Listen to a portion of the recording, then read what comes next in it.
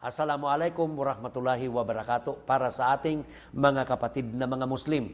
At magandang araw po sa inyong lahat na mga kababayan, kung mga kababayan naming mga Pilipino. Ang tatalakayin natin, itong tanong, can Allah forgive a person who believes Jesus Christ is God? Patatawarin ba ng Allah ang mga taong naniniwala sa kay Hesukristo na Diyos? Mga kapatid, this is a very, very important and serious issue.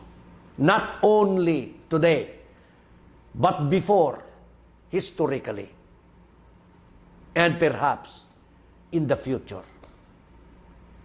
Mga kapatid, pwede ba patawarin ng Allah ang mga taong naniniwala kay Kristo na Diyos? Ang sagot dito, pwede po. Una, kung hindi niya alam ang kanyang sinasabi, ignorante siya, inosente siya. At pangalawa, kung nalaman niya na ang sinasabi dito sa Biblia at sa Quran ay si Kristo Diyos at hindi niya binigyan ng pansin ang katanungan na ito, mga kapatid.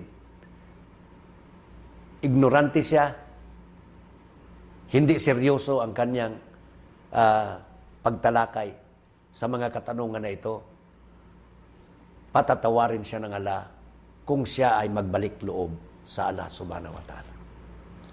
Pero,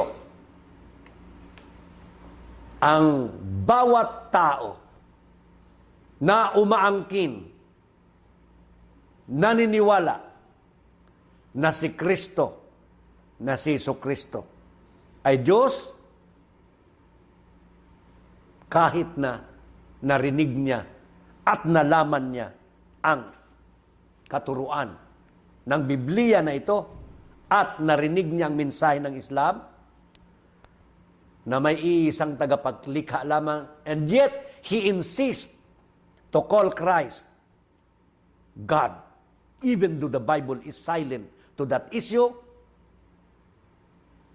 hindi siya patatawarin ng Allah. Sapagkat ito ay pinakamalaking kasalanan. Ang sabi ng Biblia sa Exodus, "Thou shalt have no other God before me." So ngayon tawagin natin si Kristo na Diyos? Hindi. Sinabi ni Kristo na siya ay Diyos. And anyone, I tell you, anyone who calls Jesus Christ as God, and he knows the reality, the truth, that He is not God, both in the Bible and in the Quran, this kind of sin is unpardonable. Hindi po mapapatawad ng Allah itong klase ng kasalanan. Maraming salamat po. Assalamualaikum warahmatullahi wabarakatuh.